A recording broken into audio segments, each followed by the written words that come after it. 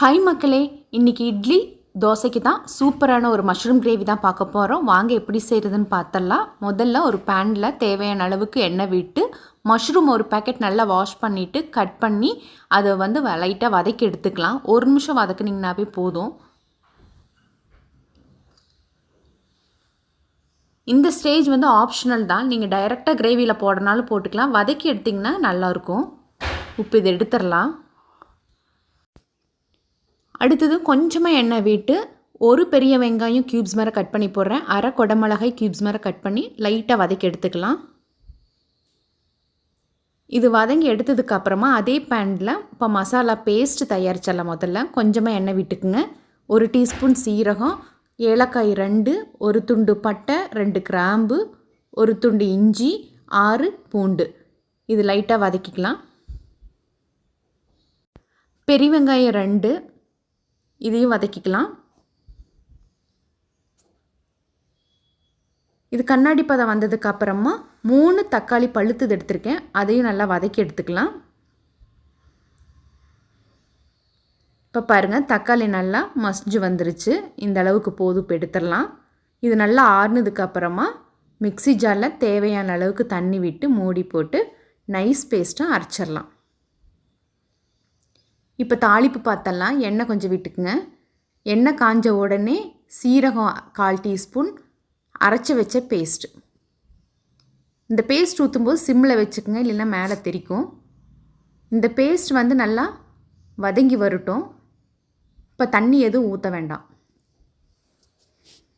1/4 teaspoon மஞ்சத்தூள், கறி மசால் தூள் 1 டீஸ்பூன், மிளகு 1/4 டீஸ்பூன், காஷ்மீரி மிளகாய் தூள் 1 டேபிள் ஸ்பூன், தனியாத்தூள் 1 டேபிள் ஸ்பூன். இதெல்லாம் பச்சை வாசனை போகிற வரைக்கும் இந்த மசாலா பேஸ்ட்டில் நல்லா வதக்கி எடுத்துக்கலாம்.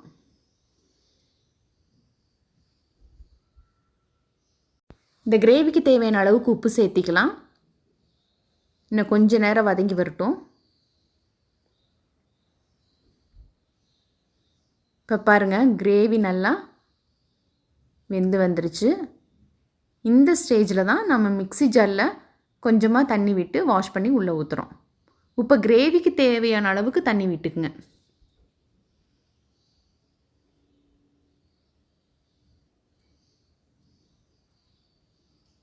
இன்னமே தண்ணி விடணும். கொதிச்சு வரும்போது திக்காகும்.